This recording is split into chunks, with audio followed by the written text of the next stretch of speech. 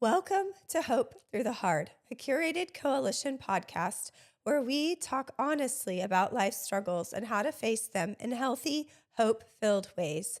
In 2 Corinthians 4, Paul says, "We are hard-pressed on every side, but not crushed, perplexed, but not in despair, persecuted, but not abandoned, struck down, but not destroyed."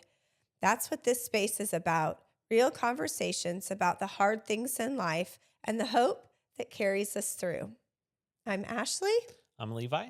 And the boys are helping behind the set, specifically Lincoln today doing sound. And so we appreciate him. Yep.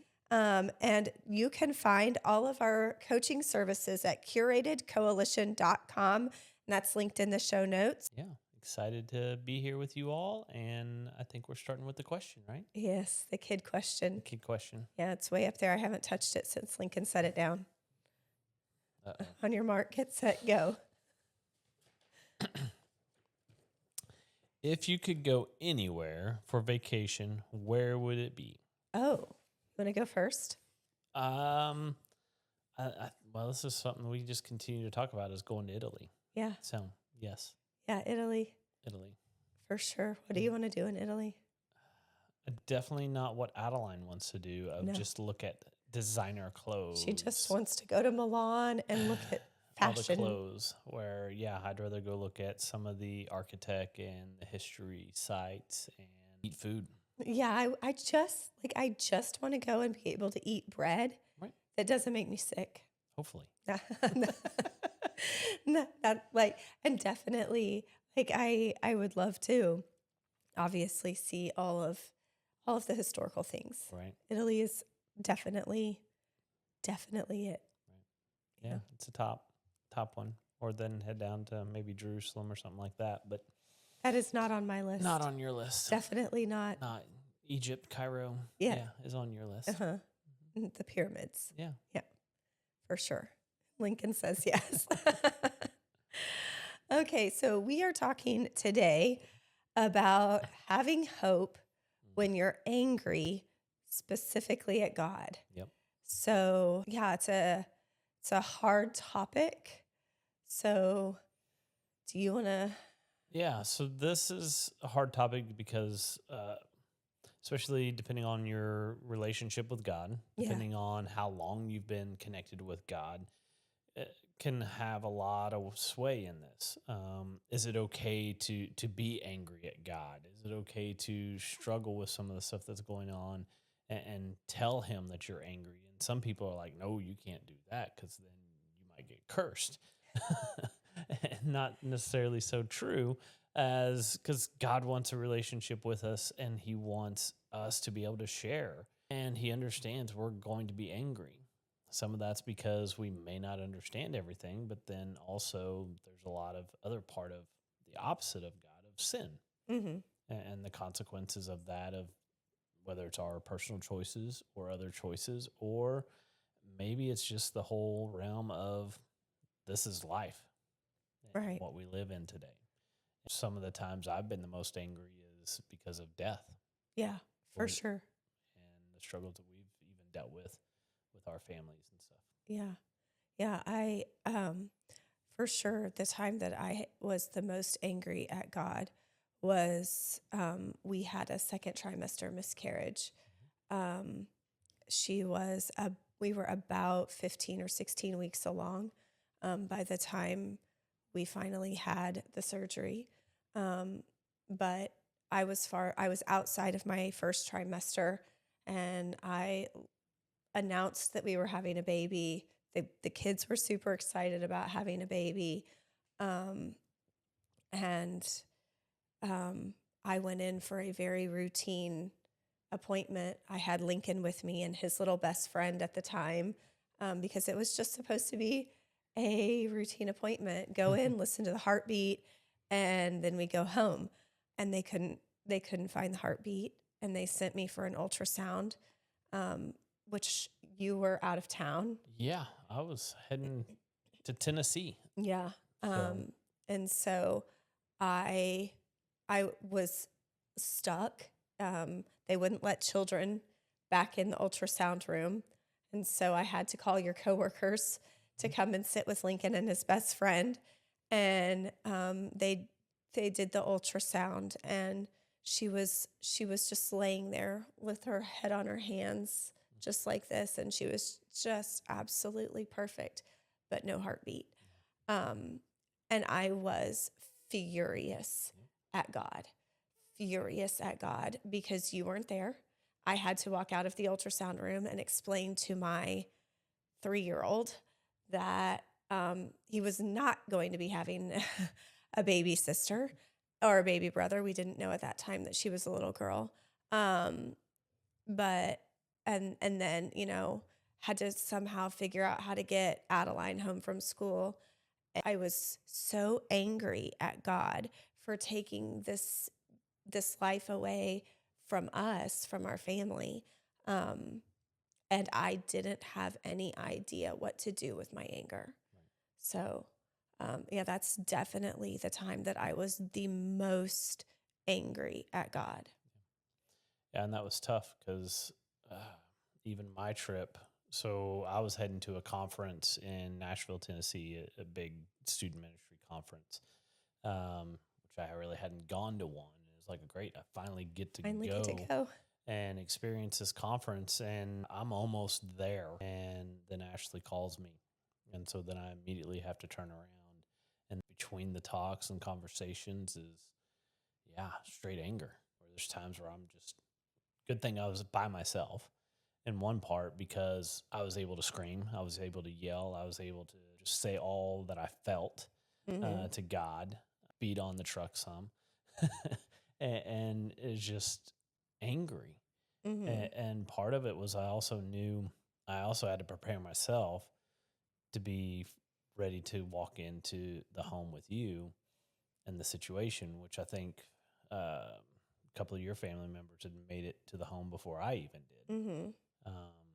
And so, it was just rough because of not understanding, okay, God, why did you even have me leave? Yeah. Knowing this is going to happen, and know I'm going to have to immediately turn back around and not even be there at the hospital with you. Right. And and so I think that one of the things that people don't understand is that the Bible is full of examples of people who were angry at God. I mean, like and some of them get a bad rap. But the Bible is full of examples, and your favorite one, I think, is David. And do you want to kind of tell the part of his story that you like? Well, all of his stories, his whole life. But the same thing goes into David dealt with a lot of the same stuff, and his heart was broken, which I think is what's really cool is whenever you read the Bible and you put it all together, how you can really see a full story of people interacting with God. Through the book of Psalms, David's writing, my heart is broken, and here's where I'm at, and people are chasing me, people are trying to kill me. This situation, I failed you, God. And his heart's broken, but then he also rejoices because God does still love us. Yeah. And there's not a problem of us necessarily yelling at God, us talking to God and sharing our feelings with him. It's more of, in these situations, I failed, I messed up, but God's always there.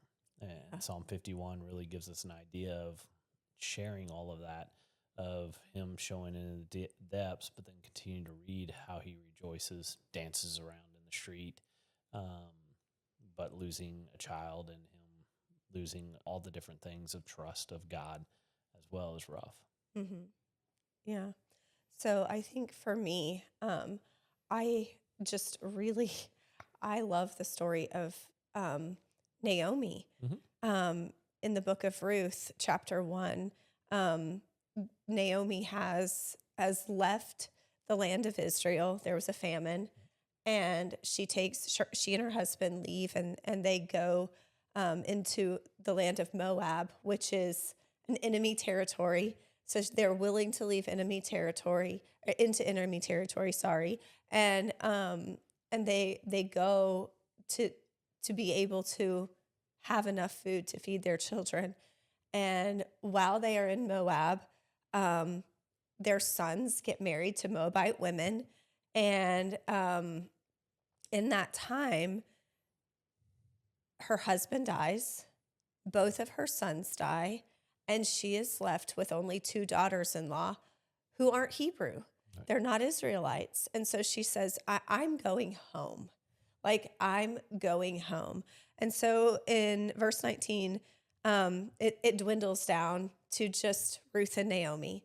And Ruth stays with Naomi, which I think is beautiful on its own. But this is why I empathize with Naomi. So the 2 of them went on until they came to Bethlehem. And when they came to Bethlehem, the whole town was stirred because of them. And the women said, "Is this Naomi?"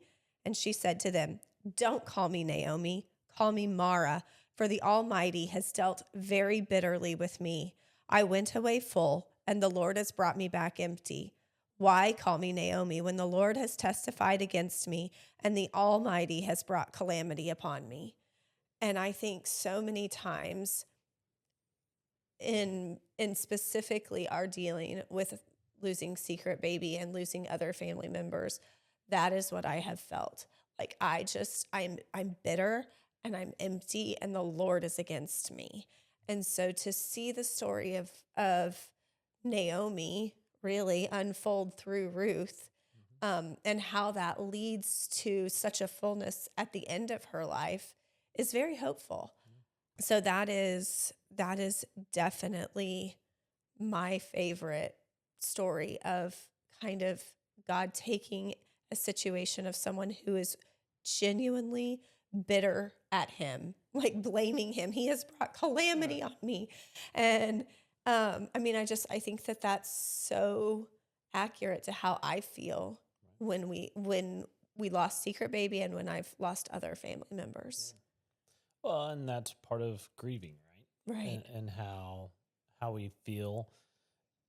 And I think society today doesn't really embrace that very much. No, for sure. Family member might die, depending on the connection and everything. You can kind of see that in Naomi, where she's just like, the world's the worst. Everybody just get away from me. Mm-hmm. And just call me something else because my life's done. Yeah. Understand that feeling. Yeah. Would definitely feel the same way if you died and the kids all died, and then I'm stuck with in-laws. Yeah. It'd be a little crazy, but understand here's life situations. People die and you don't know why and you don't know when, and it hurts. Yeah. Whenever those happen. Yeah.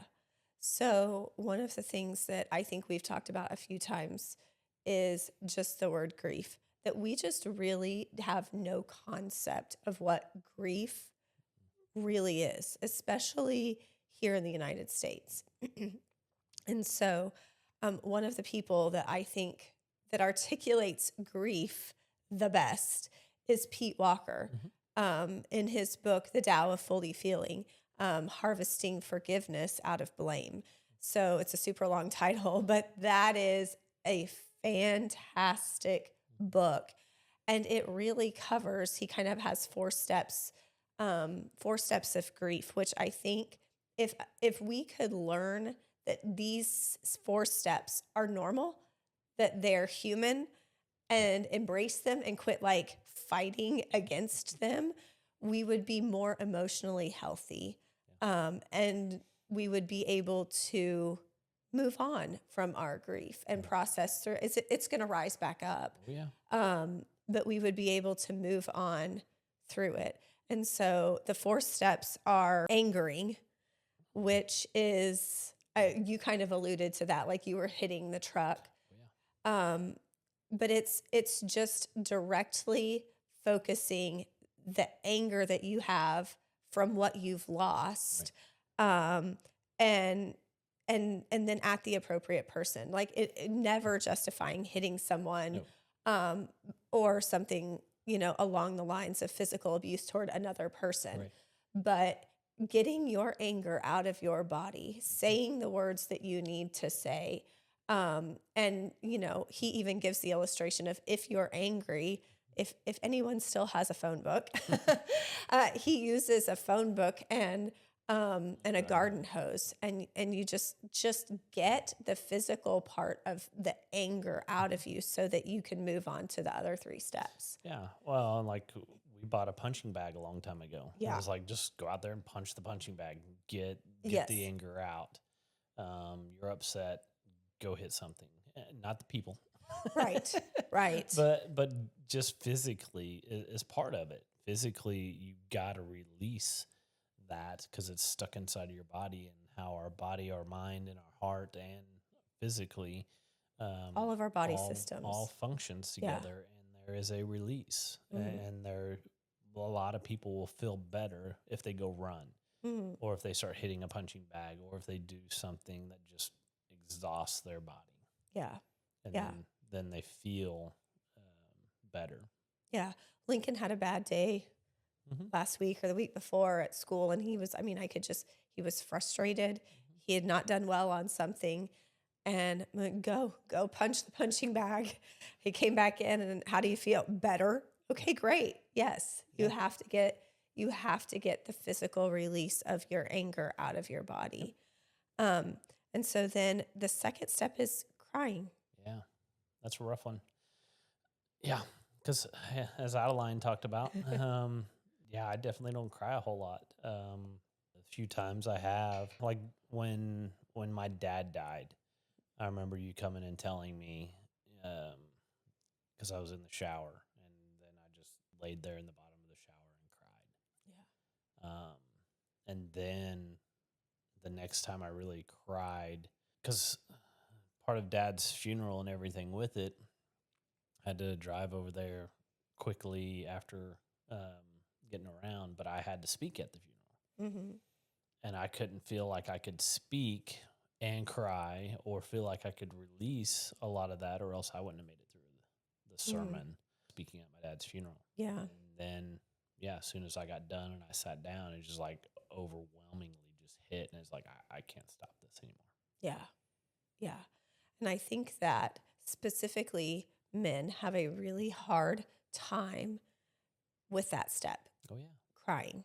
But there is crying. Your tears are literally emotions that are coming out of your body. Like, that is how we move that emotion all the way out of our body. So it's a very important step. And when we bypass crying, we get stuck in that grief and we can't move out of it. And so then the third step is verbal ventilation, which is just speaking with emotion about what you've lost. And I think that has to happen. And sometimes for people like me who need to verbally process, that has to happen sometimes more than once. Oh, yes. Yeah. And I agree, because there's situations where we've thought about it, but then there's a next step, right? Yeah. And now I'm in this different feeling of phases, and then we move to the next. And what happens? Can you share an illustration of that, of how that's worked for you? Well, I mean, why multiple times of having to talk about it? I think it's just different processing. I think the more that I talk about it, the more I'm able to process all of the feelings that I have. The first time I talk about it, I might feel anger.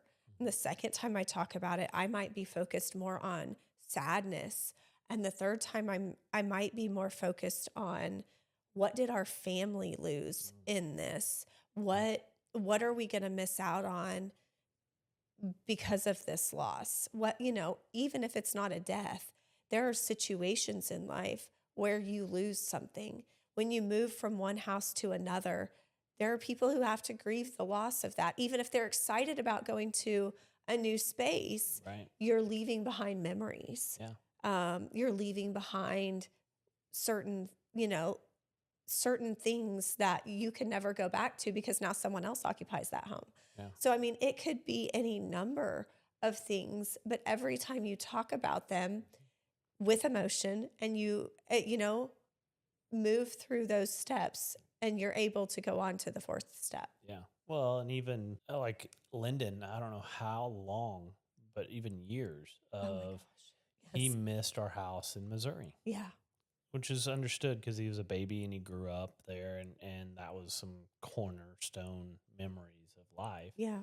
And there was it didn't matter. We lived in an apartment and then we lived in a house, and he's like, "Nah, I wish we still lived in this house. Can we move back to that house?" And it's like, no. Yeah.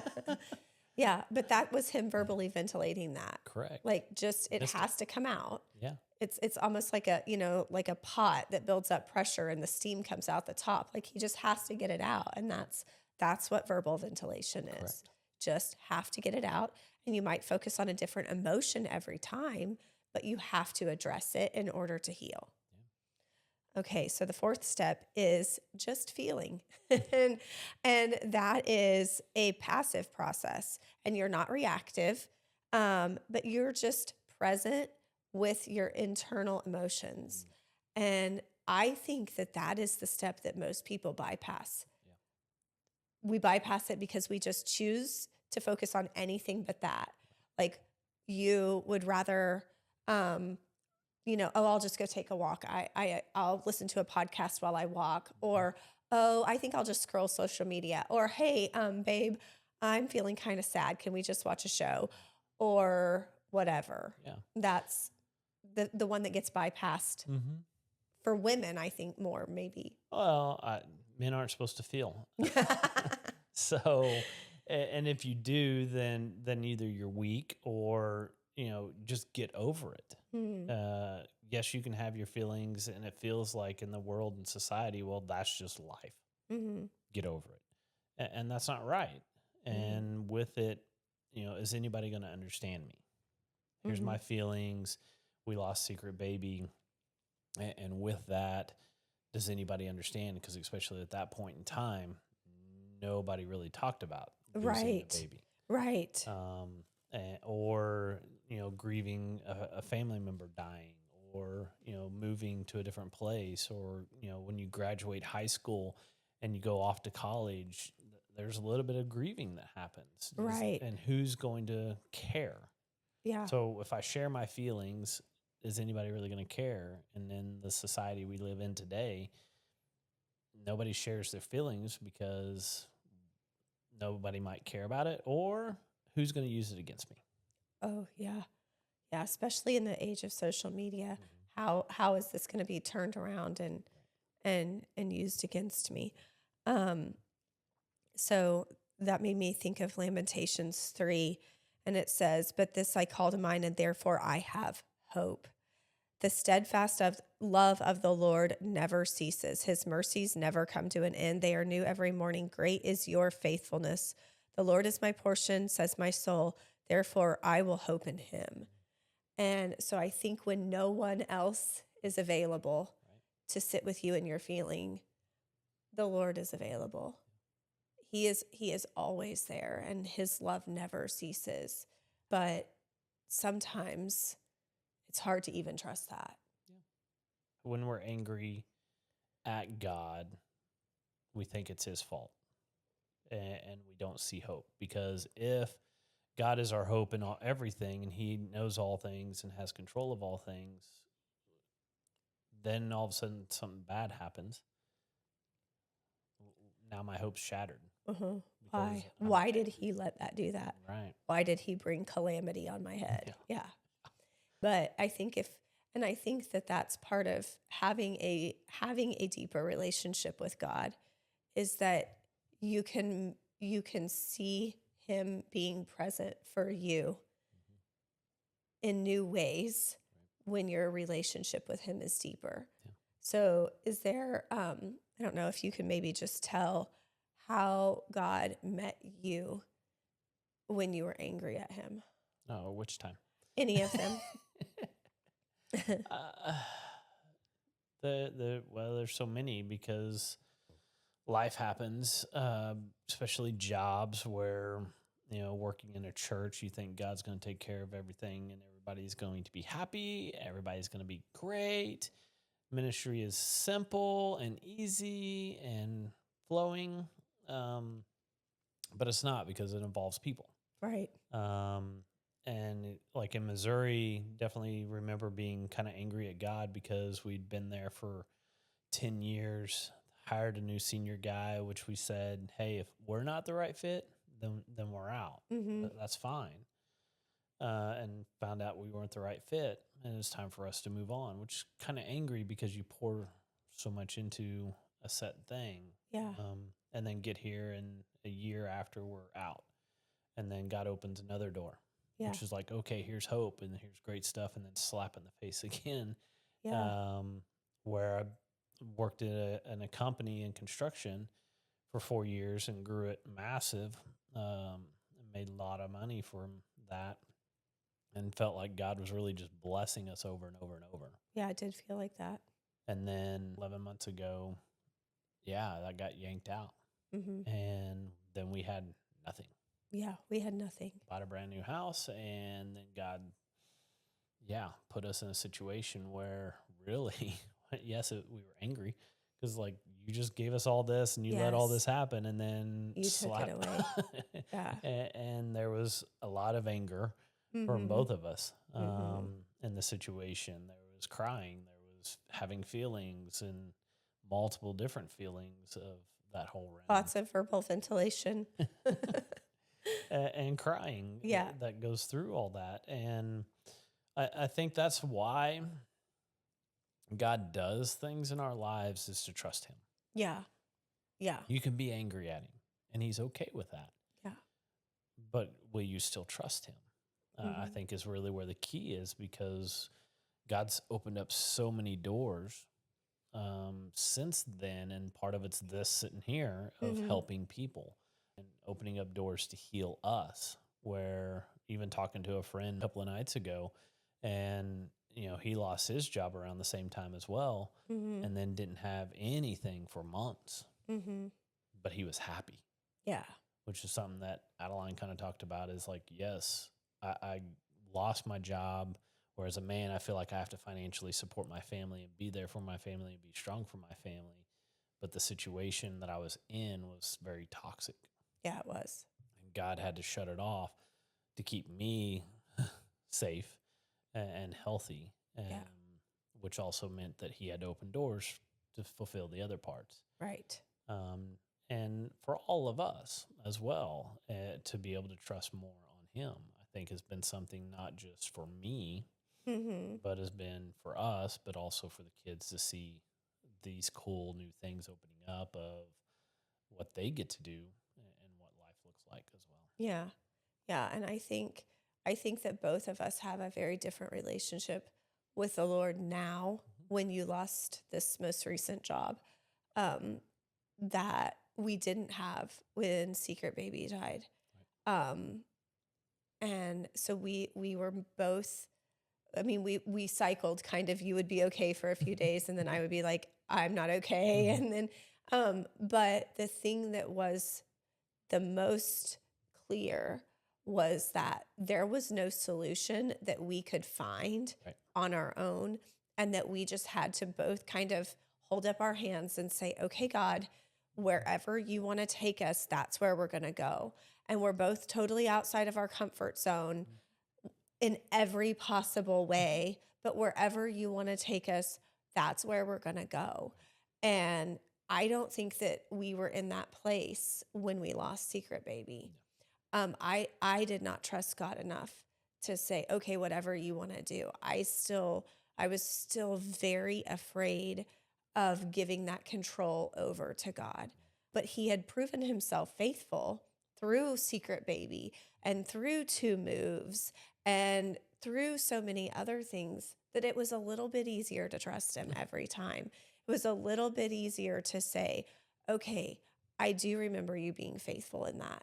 And I do remember you holding us near and not walking away from us. And so I'm going to trust you. It's really hard, but I'm going to trust you. Yeah. You can share your side of this a little bit, where, a lot of people want a life and everybody to be able to see them as a good Christian, but they don't want to have a rough story. Yeah. they want to have a rough story before they become a Christian to say, oh, this is what God did with me before then. Smooth sailing afterwards. But everything's supposed to be perfect afterwards. And I think that's where some of false hope happens in the church. Mm-hmm. Oh, yeah. Of for sure. God's going to take care of you. God's going to provide everything for you. And then we kind of skip over hard times are going to come up and down. And we deal with our friends of helping them in those low moments as well. Even now, it's like, man, this is like getting bombarded one after another of stuff hitting our friends is just like, ouch. Yeah. Yeah. And the people that we do life coaching with is just like, you're just continually getting bombarded. And at some point, God's going to go flip. Yeah. Like he did with us. Right. I'm going to calm this all storm down. Right. And life is going to get better. You just have to trust. Yeah.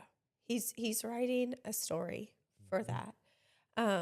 Which I think is, I mean, I always think of all of history as sort of a tapestry, and he's weaving things together, and he's changing the color of thread, and he's changing the pattern, and he's making something beautiful. We can only see the underneath, and we can only see the stitches that he's pulling in our life at that moment. And so we have to trust him that even though we might be going through one of those times where he's pulling a knot really tight, that on the other side from where he's looking, that beautiful tapestry is spread out, and it's got lots of colors, and it's really vibrant, and it's stunning. But we have to go through times where he changes the thread on us, or he pulls a knot really tight. And that's what makes it beautiful, because that's where our faith is refined and our trust is built. And it's hard. Yeah. It's just hard. So with some of the people that you've talked to in different situations, what is your big suggestion of how to handle that? What's the first steps? What are some of the things that are okay to do and what's not okay to do? When you are facing a situation that is making you angry at God, hard times, feeling angry with God, or maybe they've just been angry with God for years, decades. I think the best thing to do is to say it. Yeah. Say it out loud. I am angry at you. Why have you done this? Do you hate me? I mean, like, I have asked God that so many times, and not even do you, but why? Yeah. Why do you hate me? Why are you mad at me? Why are you doing this? And especially when you lost your job last September, like 11 months ago, I started keeping a journal, and I just started, okay, I'm going to take some time, and I'm going to close my eyes, and I'm going to pray, and I'm going to let the Holy Spirit take me where he wants to take me. And I'm going to let him show me, and I'm going to ask questions. Okay, God, show me. What is the truth about this situation? Is this where you want me? Am I where you want me? What does my future look like? What am I believing that's not true? What am I believing that is true? How do I get rid of these lies? I want to get rid of them, because I know that Satan is the father of lies. So I don't want to be believing lies when you have truth. So that, I think, is the first step, is we just have to, you have to say it. I want to know why you're mad at me. And then let him put the truth into your heart. Let him write on your heart what his truth is. Where does he want me? Yeah. And then when he opens the door, walk. Right. All right. And that's, I think, the cool part of how all the stitching all does, like the Bible, all ties together. Mm-hmm. So we get angry with God, but he's making out that story. Yeah. So where we couldn't necessarily share fully and connect with somebody who lost a baby until we lost a baby. Right. And grieving with people. It's like, I remember first times being, dealing with people of, oh, I lost so-and-so, I lost parents and grandparents. Mm-hmm. I hadn't understood that fully, right, or how to even really deal with it. with all my abandonment and pushing all my feelings down. And so it's cool to see how God has opened up doors, even when we lost Secret Baby, of how many connections we were able to make then, Right. of being able to share and then give other people an outlet as well. Yep. To share, oh, you do know how this feels. Mm-hmm. And everybody else does too. Yeah. It's just taking a moment to really be authentic and share who we really are, how we really feel, so others can know, here's where I am in my seasons of life, my season with God. Here's what he's done in my past and how cool of a story it is. Right. Right. And if I would have got angry and just said, I'm done with you. Right. Then God would have probably said, oh, really? And the end story of some of those situations would be completely different as well. Yeah. Yeah. So, I mean, I think you're right. You have to be able to share that story then. Share where you're at, because where you're at might inspire someone else to keep going. Right. And that was definitely true in all of our loss situations when we became angry at God. Right. I want to go back to the story of Ruth and Naomi, because I think that it illustrates beautifully how that tapestry comes all the way back together, because Naomi didn't understand it. She never understood why everything was taken from her. And it took her daughter-in-law, kind of putting herself at the feet of Boaz and saying, will you help us? Do you have it in your heart to redeem our family and give us hope? Mm-hmm. And of course, if you've read the story of Ruth, Boaz does. And so then in chapter 4, we get this picture again from Naomi. The women said to Naomi, these same women who said, isn't that Naomi? And she said, no, I'm not. Call me Mara. I'm bitter. God's mad at me. Then the women said to Naomi, blessed be the Lord who has not left you this day without a redeemer, and may his name be renowned in Israel. He shall be to you a restorer of life and a nourisher of your old age. For your daughter-in-law, who loves you, who is more to you than 7 sons, has given birth to him. Then Naomi took the child and laid him on her lap and became his nurse. And the women of the neighborhood gave him a name, saying, a son has been born to Naomi. They named him Obed. He was the father of Jesse, the father of David. So I think that there's nothing more beautiful than this woman who has lost everything. And God is tying a knot, and she's being wrung out, and she feels like she has nothing except this Moabite daughter-in-law. And she takes her home, and it's through this Moabite daughter-in-law that not only is Naomi redeemed, but all of Israel is redeemed, because her grandson is the grandfather of King David. And I mean, like, that is something only God could do. Right. So. Yeah. And that's what's cool about the story, is that she was angry, bitter, and like, everybody leave me alone. And then letting God kind of work on our heart is so cool. Mm-hmm. 'Cause he doesn't ever give up. Right. Yeah. And there was a level of faith and trust that she had to have in God. Where she probably had to also, like, they had no food, and she just had to say, okay, God, I see a door opening here. I'm going to send my daughter-in-law in.